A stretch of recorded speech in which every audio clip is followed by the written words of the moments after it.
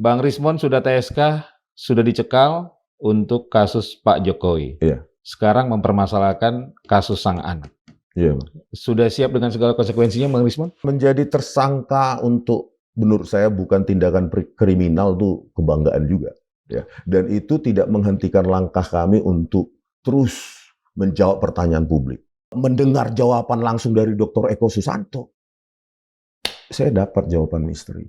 Mohon maaf ya, yang menghormati yang sangat kepada Wapres Gibran. Ya memang inilah faktanya, dan saya mohon maaf kalau memang itu menyakiti hati mereka.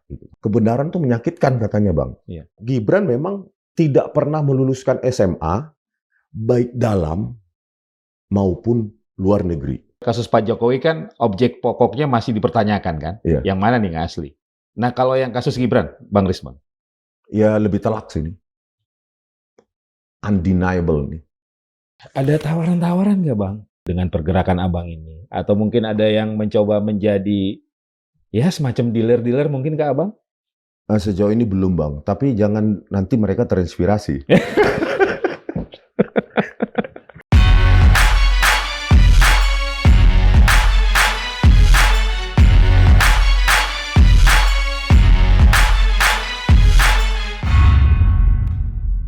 Assalamualaikum warahmatullahi wabarakatuh. Sobat Madilog, alhamdulillah saya Margi Sarip bisa kembali hadir menemani Anda, dan pada episode kali ini saya akan berbincang dengan seorang narasumber. Beliau ini adalah seorang peneliti dan penulis buku. Ini bukunya. Wah.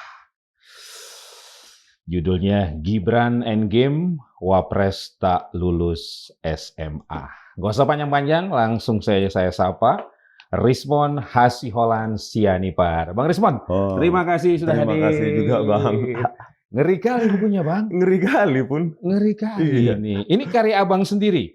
Iya. Maksudnya bukan bersama Mas Roy, Dr. Diva? Nah, itu nanti proyek buku dalam judul Gibran Black Paper.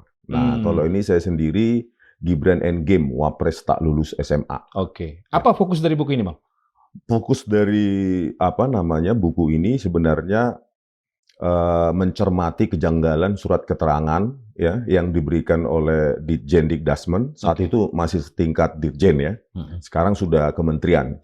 Jadi pada 6 Agustus 2019 ya kan, pada saat Pak Jokowi masih presiden, nah surat keterangan itu diberikan untuk Gibran dalam rangka penyetaraan sekolahnya menjadi SMK Keuangan, kalau nggak salah, gitu, di surat keterangan itu. Jadi kita cermati, dan kami juga melakukan visitasi ke Ditjen Dikdasmen, Kementerian Pendidikan Dasar dan Menengah sekarang. Dan kami berjumpa dengan Dr. Eko Sulistyo, yang sekarang menjadi sekretaris Ditjen Dikdasmen. Nah, banyak sekali keterangan-keterangan yang kami ekstrak dari beliau, gitu. Salah satunya adalah bahwa Wakil Presiden Gibran ini ya setelah lulus SMP Negeri 1 Surakarta, dia melanjutkan studi di Orchid Park Secondary School, Singapura. Ya, nah di SMP Negeri Surakarta itu kan sampai kelas 9, ya kan, Bang? Nah, di Orchid Park Secondary School, beliau itu bukan langsung kelas 10 di sana, tetapi mundur 1 tahun menjadi kelas 9 lagi sampai kelas 10 di Orchid Park Secondary School. Berarti saya tanya kepada Dr. Eko Susanto ya, bukan Sulistyo. Nah, itu kelas kelas 10 itu ekivalennya di Indonesia? Beliau katakan ekivalennya kelas 1 SMA. Begitu. Nah, terus kenapa surat keterangan itu diberikan? Begitu kan, Bang? Terus karena Wapres Gibran ini melanjutkan ke UTS Insert selama 2 tahun. Australia. 2004 sampai 2006. Diploma, Bang. Jadi program diploma yang seharusnya itu adalah program awal perguruan tinggi. Program awal artinya jika lulus dari diploma tersebut, maka bisa melanjutkan ke second year di UTS, University Technology of Sydney. Jadi bagaimana mungkin kelas 1 SMA di Orchid Park Secondary School, plus diploma yang harusnya D1 atau program awal perguruan tinggi, diekivalenkan, disetarakan pengetahuannya, di situ tulisannya, memiliki kesetaraan pengetahuan dengan SMK bidang akuntansi dan keuangan. Itu yang menjadi kajian di dalam buku tersebut, Bang. Jadi buku ini berisi soal kejanggalan-kejanggalan, keanehan-keanehan menyangkut riwayat pendidikan Gibran. Ya, sekaligus mengungkapkan apa dasarnya dalam kajian ini. Saya membaca seluruh situs struktur kurikulum maupun pendidikan di Singapura. Dasarnya adalah website dari Minister of Education Singapura. Terus saya lanjutkan kajiannya dengan UTS InSearch Curriculum tahun 2004 yang diduga Wapres Gibran ini melanjutkan program diploma. Jadi di situ ada kajian struktur kurikulum dari Ministry of Education Singapura, berikut juga dengan kurikulum pada UTS InSearch tahun 2004. Dan itu saya dapatkan secara online ya dari web archive. Beruntung masih ada. Oke, ya. Baik. Data pendukungnya apa lagi, Bang? Selain yang tadi sudah disampaikan. Data pendukungnya kesaksian juga. Kesaksian di situ saya tulis juga kesaksian dari apa yang didapatkan oleh Pak Roy Suryo ya lewat Iksan Katonde ya seorang warga negara Indonesia yang sudah lama tinggal di sana. Berikut juga dengan kesaksian dari Dr. Eko Susanto ya itu harus saya tuliskan supaya saya juga jangan lupa. Dan di situ banyak saksi yang mendengarkan. Ada Jahmada Girsang, Bang Jahmada Girsang itu seorang pengacara, Bu Kurnia pengacara juga yang sekaligus tersangka sekarang.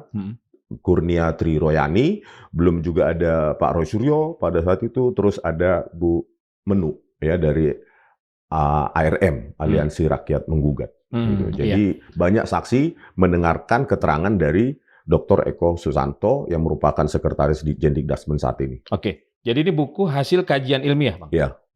Secara saintifik bisa dipertanggungjawabkan?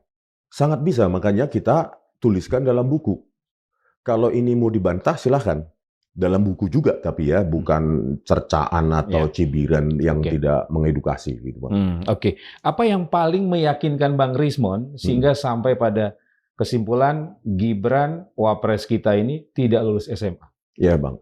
Pertama ini adalah untuk memberikan edukasi kepada publik, sehingga ke depan, ya, tujuan utamanya adalah ke depan KPU itu harus benar-benar terbuka. Perihal terutama ini untuk calon wakil presiden dan calon presiden terkait calon pemimpin kita, pemimpin nasional ini terkait dengan terutama riwayat pendidikan, karena dari riwayat pendidikan kan kita bisalah mengestimasi atau memprediksi pola pikir calon pemimpin nasional kita. Jadi riwayat pendidikannya itu harus jelas gitu, Bang ya. Yang kedua, tujuan kita juga untuk jangan sampai lembaga negara, terutama Kementerian Pendidikan Dasar dan Menengah, dipakai untuk tujuan-tujuan politik, tujuan-tujuan kepentingan seseorang, gitu loh, Bang. Nah, jadi dari sini bisa kita simpulkan bahwa Gibran memang tidak pernah meluluskan SMA, baik dalam maupun luar negeri. Karena kalau kita lihat dari panduan online syarat untuk menyetarakan ijazah baik SD, SMP, SMA ya, khusus kalau kita lihat di sini SMA kasus ini, bahwa syarat minimalnya itu Gibran juga tidak terpenuhi.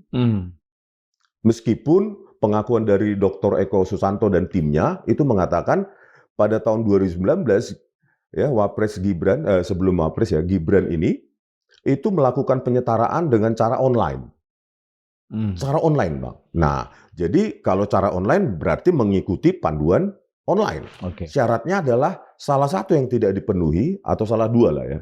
Salah dua yaitu pertama, ijazah SMA dari luar negeri yang akan disetarakan itu harus ada. Gibran tidak memenuhi itu. Yang kedua, raport 3 tahun. Raport 3 tahun itu, Bang. Itu harus di-upload. Kalau kita merujuk ke panduan penyetaraan ijazah yang dikeluarkan sendiri oleh Jendikdasmen. Rapotnya saya tanyakan kepada Dr. Eko Susanto, rapotnya berarti berapa, Pak? 1, yaitu kelas 10 di Orchid Park Secondary School. Berarti kan tidak ada 3. Saya bawa itu, Bang. Di situ sudah saya lampirkan. Panduan penyetaraan ijazah online itu ada 3. Saya tunjukkan, ini kan lembaga ini sendiri yang mengeluarkan. Kenapa itu bisa lolos? Katanya diupload secara online. Kalau kita merancang sistem informasi kan, Bang, online, kalau kita tidak upload semua, itu nggak bisa next. Tombol mati. Bagaimana mungkin dia menyetarakan ijazah secara online, raport 3 tahun tidak ada, hanya 1 tahun, tombol tetap bisa hidup next. Makanya saya tanyakan, ada nggak jejak digital penyetaraan ijazah Gibran secara online? Ada, Bang, sedang dicari katanya. Itulah pertemuan kami terakhir. Jadi dari 2 item, kalau nggak salah ada 10 item dokumen yang harus di-upload ya dengan sistem online tersebut. 2 itu tidak ada, Bang. Syarat mutlaknya itu. Ijazah yang mau disetarakan harus ada dan Gibran tidak punya, ijazah SMA atau dalam bahasa luar mungkin High School Living Certificate ya. Terus yang kedua, 3 raport itu. 3 tahun raport tidak ada. Kok bisa surat keterangan itu keluar? Nah, ini harusnya perlu diinvestigasi oleh setidaknya tim pencari fakta lah yang dibentuk oleh DPR. Dan ini menjadi konsumsi publik. Dan ini sekarang buku ini sudah saya sebarluaskan secara online PDF di akun X saya, di Twitter saya. Sudah bisa dibaca. Ya, oke. Dan gratis. Rismond Hansulansyah Nipar. Bang, kembali ke tadi itu ya, keluarnya surat penyetaraan itu kan, yang diproses secara online itu. Kalau memang syaratnya tidak terpenuhi, kemudian tetap keluar, itu berarti sistem mana yang dipakai? Makanya saya meragukan kalau itu di-upload secara online, Bang. Saya meragukan. Karena ketika kita merancang sistem informasi, ada dokumen yang diharuskan untuk di-upload. Tidak bisa lanjut. Tidak di-upload. Maka tombol next-nya mati, tetap mati. Kecuali memang di-upload asal-asalan. Artinya diminta itu raport 3 tahun, tapi 2 tahun terakhir raportnya ternyata adalah mungkin transkrip nilai diploma. UTS Inserts gitu loh. Itu asal di-upload, setelah itu ya next, jadi itu barang dan langsung disetarakan gitu, Bang. Kalau Bang Rismond melihat lebih ke arah mana? Ada proses apa yang dilakukan atau ada upaya apa yang dilakukan sehingga sampai ada surat penyetaraan itu? Yang pertama saya meragukan itu dilakukan secara online. Pertama, ya, saya meragukan ada jejak digital penyetaraan ijazah Gibran, ijazah SMA-nya secara online, itu saya ragukan. Yang resmi? Yang resmi.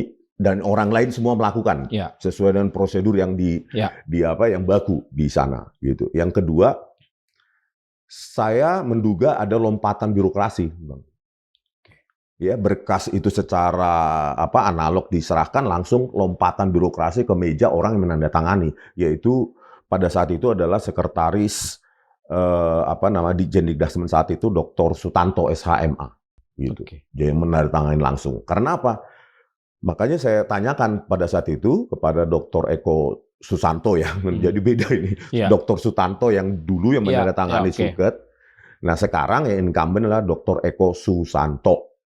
Saya tanyakan, surat keterangan semacam ini itu sudah pernah nggak dikeluarkan sebelum maupun sesudah surat keterangan Gibran Agustus 2019? Untuk individu yang lain? Sejauh yang diketahui, ya, Dr. Eko Susanto nggak ada. Bayangkan tuh, Bang. Dalam arti ketat ya, maksudnya saya kasus serupa, artinya kasus serupa adalah bagaimana mungkin kelas 1 SMA plus transkrip nilai diploma disetarakan dengan SMK. Ada nggak kasus serupa? Sejauh yang mereka amati, mereka ketahui, tidak pernah ada. Berarti jadi, Gibran yang pertama? Iya, yang pertama dan terakhir. Yang pertama dan terakhir. Karena mereka tidak pernah melakukan lagi itu?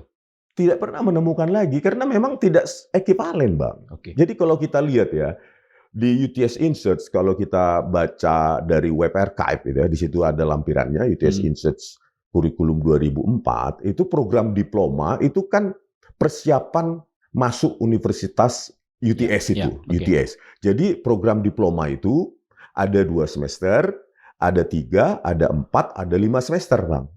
Diploma yang ditawarkan. Nah, program pertama itu 2 semester. Program cepat. 3 semester agak cepat, 4 semester agak lambat, 5 semester lambat banget gitu. Bukan berarti kalau 5 semester dia langsung lompat masuk tahun ketiga atau tahun keempat. Enggak, semua program diploma ini, baik 2 semester, 3, 4, 5 semester, kalau lulus, ujungnya adalah ke second year UTS. Tahun kedua. Gitu loh. Jadi kalau kita bedah, di situ saya bedah kurikulum, bedanya kurikulum diploma bisnis di sana, yang menurut Dr. Eko Susanto bahwa Gibran menempuh 2 tahun di sana diploma, terus saya bedah lagi dengan kurikulum SMK, gitu loh. Diploma itu adalah untuk academic purpose, ya, bisnis untuk academic purpose. Sementara SMK itu vocational, siap kerja.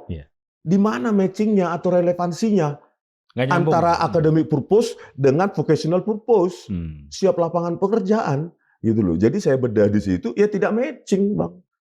Jadi kalau ada argumentasi itu setara, kelas 1 SMA di Orchid Park Secondary School, terus di UTS Institute Diploma diequivalenkan, ya tidak matching. Bagaimanapun siapapun pakar kurikulum pasti tidak bisa membantah itu.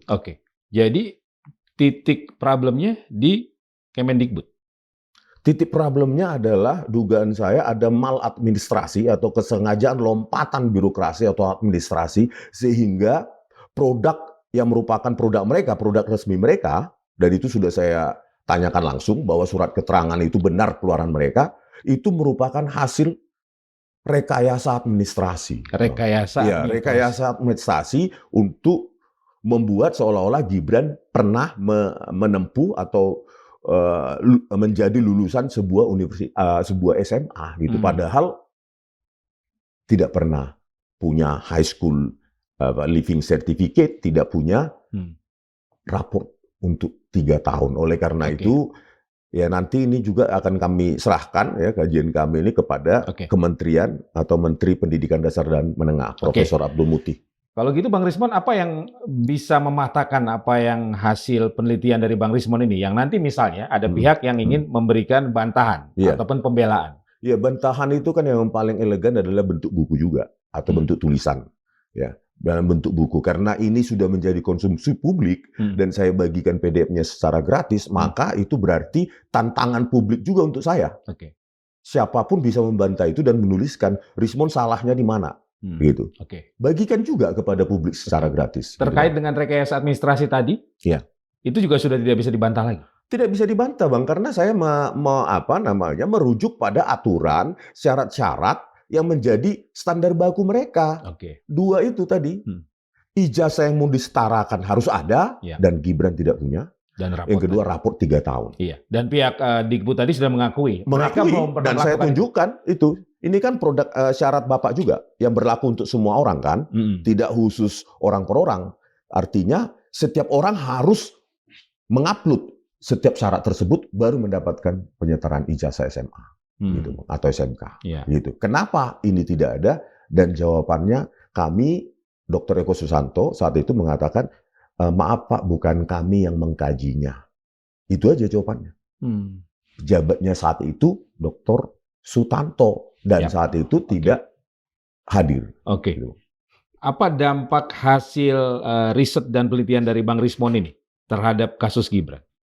Nah inilah ya kalau orang yang nggak ingin kajian ini seolah-olah kami bekerja berdasarkan kebencian ya, kebencian, hatred dan lain-lain itu kan digiring semacam itu. Padahal ketika Anda menjadi pejabat publik, apalagi nomor 1 dan nomor 2 di Indonesia, maka hak mutlak rakyat adalah mengkuliti Anda.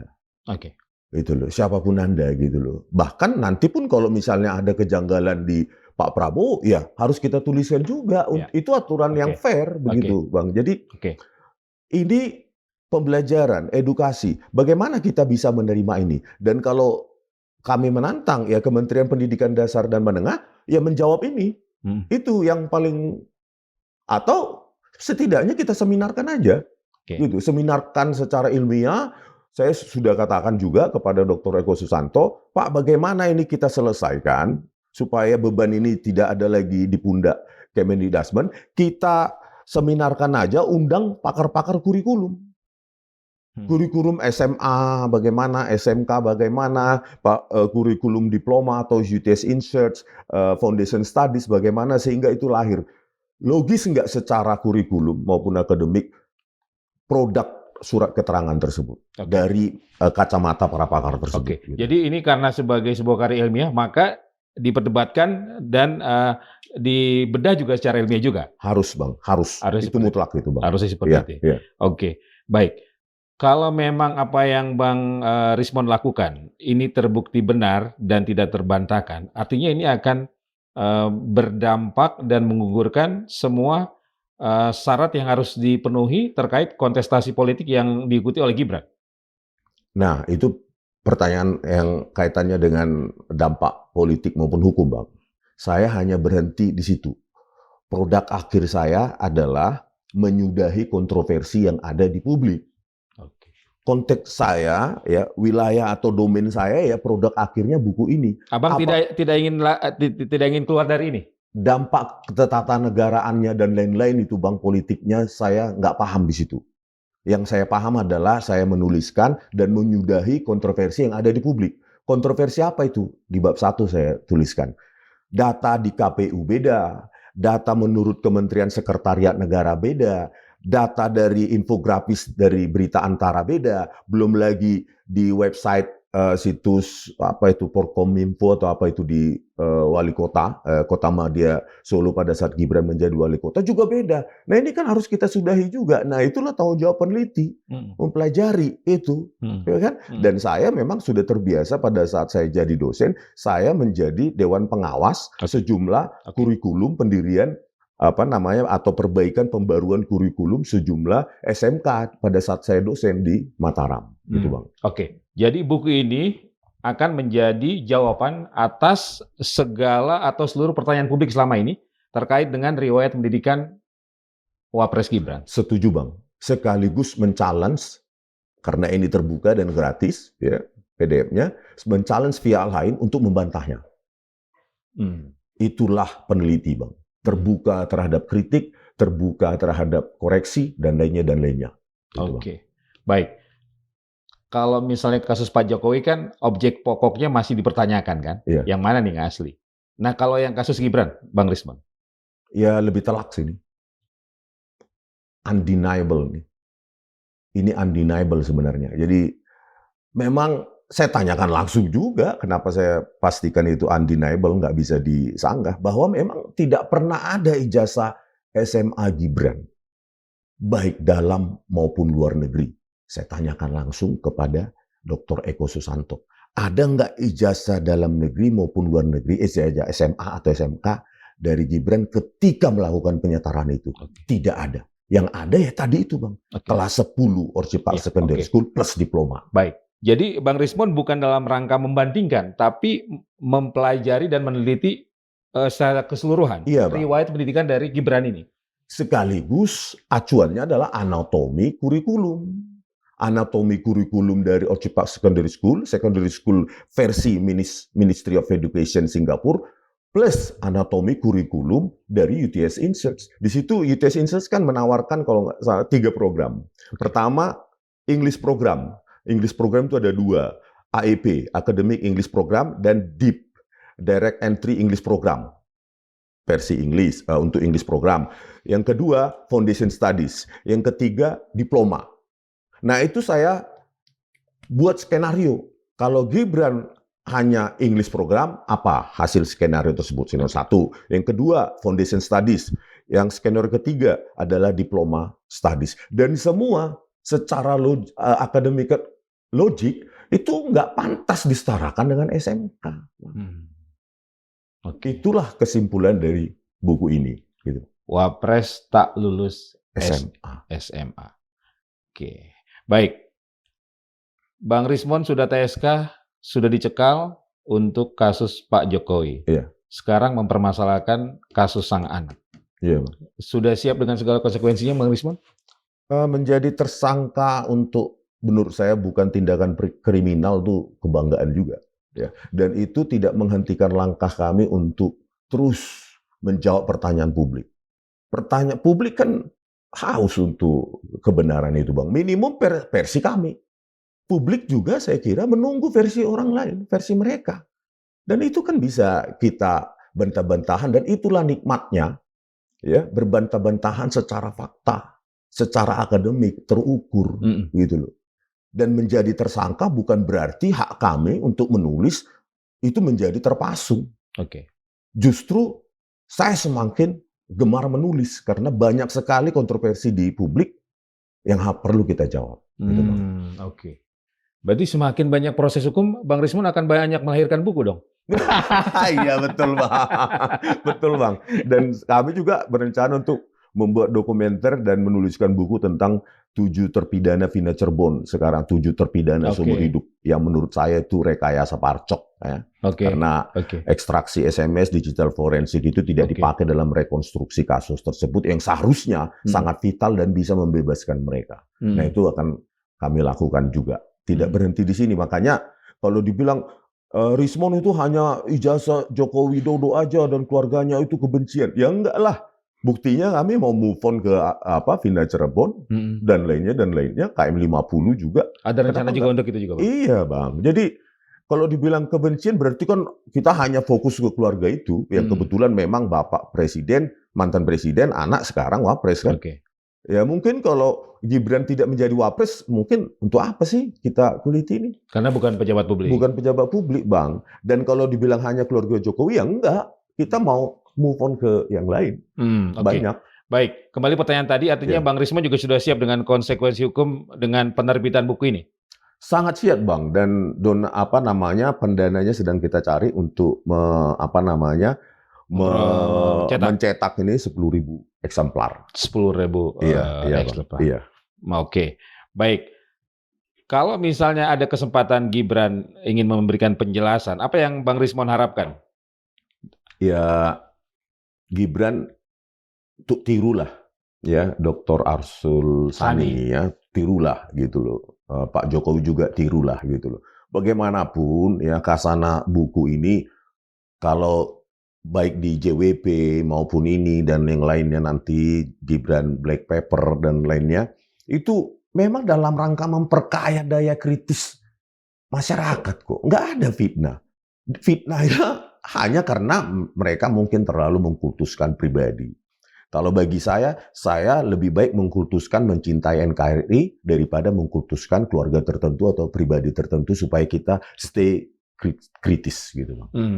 Jadi Bang Rismon ingin mengharapkan Gibran melakukan apa dengan lahirnya buku kalau ini? Memang keterangan saya atau kajian saya salah di buku ini dan keterangan Dr. Eko Susanto yang di beberapa pihak keterangannya itu kami saksikan bersama bahwa Gibran tidak pernah punya ijazah SMA dan itu salah keterangan Dr. Eko Susanto dan kajiannya salah. Ya udah tunjukkan ini loh ijazah saya SMA. Saya misalnya pernah lulus di SMA di Solo atau saya punya high school living certificate dari Orchid Park Secondary School. Kan begitu. Karena ya memang itulah yang wajib dilakukan. Jadi Gibran harus menunjukkan itu. Iya, dan kalau tidak punya, jelaskan juga secara akademik. Gitu loh, Bang. Oh, memang saya tidak punya, tetapi saya punya bla bla bla bla bla begitu, Bang. Kalau punya bisa diteliti lagi. Bisa, Bang.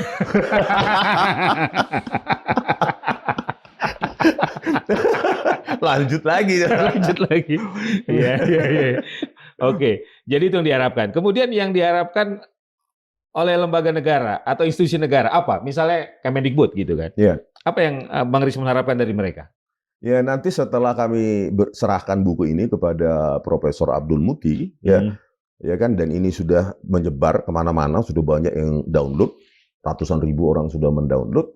Ya berikan jawaban dan akademik juga, gitu loh. Dan harus siap juga, misalnya kalau bisa kita seminarkan, itu lebih elegan dan mencerdaskan, gitu, Bang.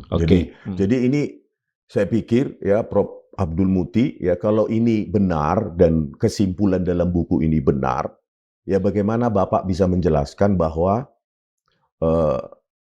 Kementerian Bapak ya harus segera untuk mencabut surat keterangan semacam itu. Karena apa, Bang? Sekali lagi, ya, kalau itu hanya satu-satunya untuk Gibran, maka ya syarat-syarat yang penyetaran online itu menjadi ambigu. Ya. Karena itu kan berlaku untuk siapapun. Ya kan Bang? Tetapi kalau ini hanya untuk Gibran, dikasih spesial, kelas 10 plus diploma itu menjadi SMK atau SMA, maka ya orang lain akan malas belajar Bang. Tinggal lu punya power politik, lu bisa intervensi ke administrasi. Nah ini yang kita tidak inginkan.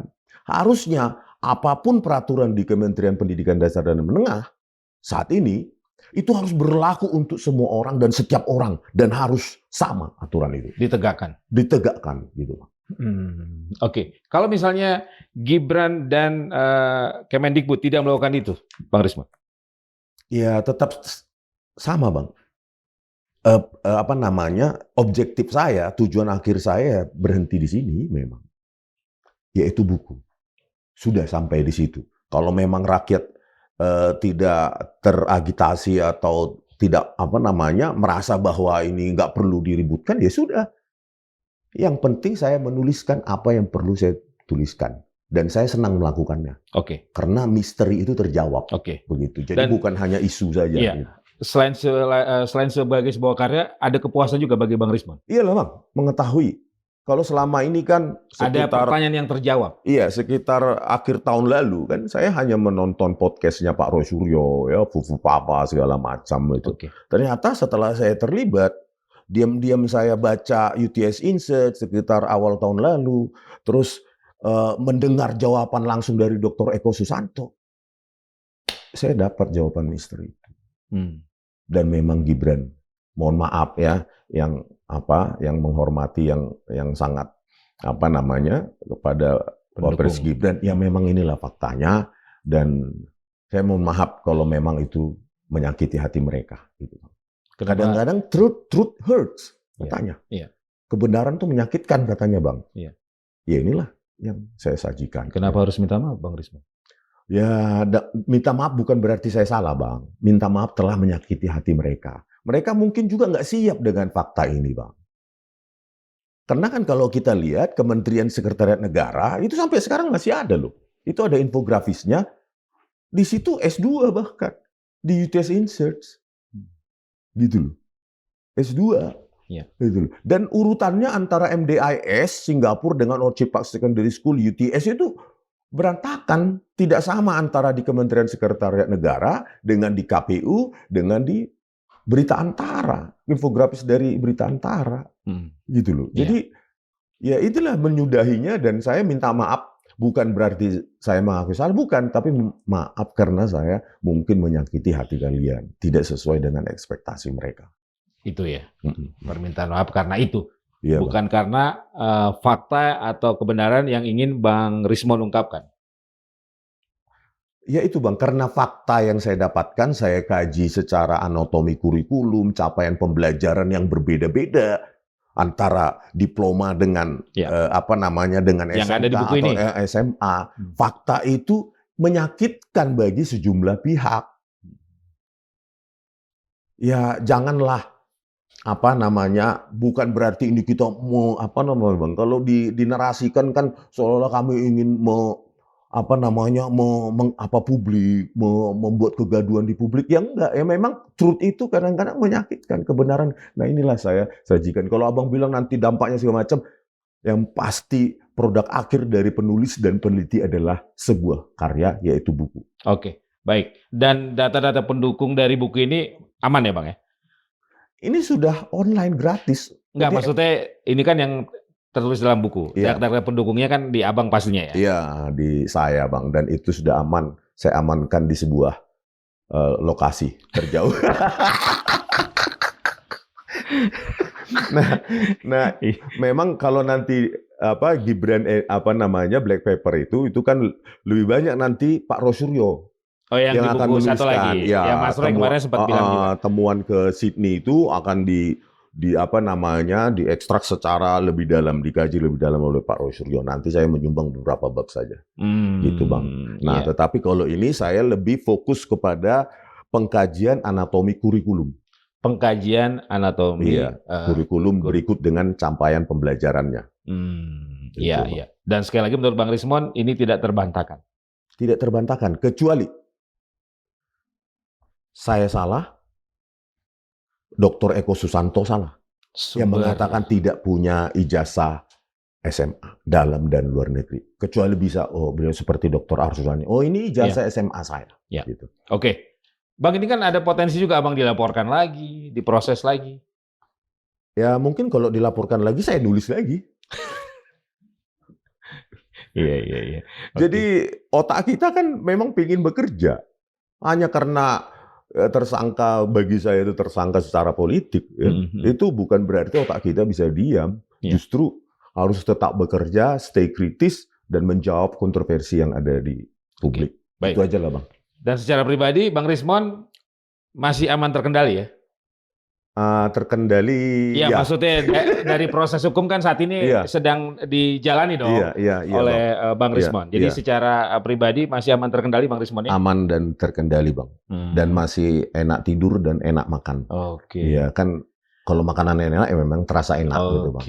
Ada tawaran-tawaran nggak Bang? Tawaran apa itu Bang? Iya, tawaran-tawaran apa gitu dengan pergerakan Abang ini? Atau mungkin ada yang mencoba menjadi ya semacam dealer-dealer mungkin ke Abang? Sejauh ini belum Bang, tapi jangan nanti mereka terinspirasi.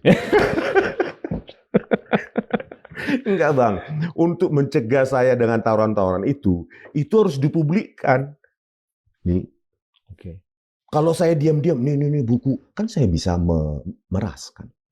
Tetapi dengan publik, untuk apa mereka menawarkan apapun pada saya? Toh ini sudah gratis PDF-nya, tersebar ke seluruh dunia, dan orang Forum Diaspora Indonesia juga sudah mendownloadnya di luar negeri, komunitas WNI di luar negeri. Apa Bang respon mereka yang sudah mendownload buku ini?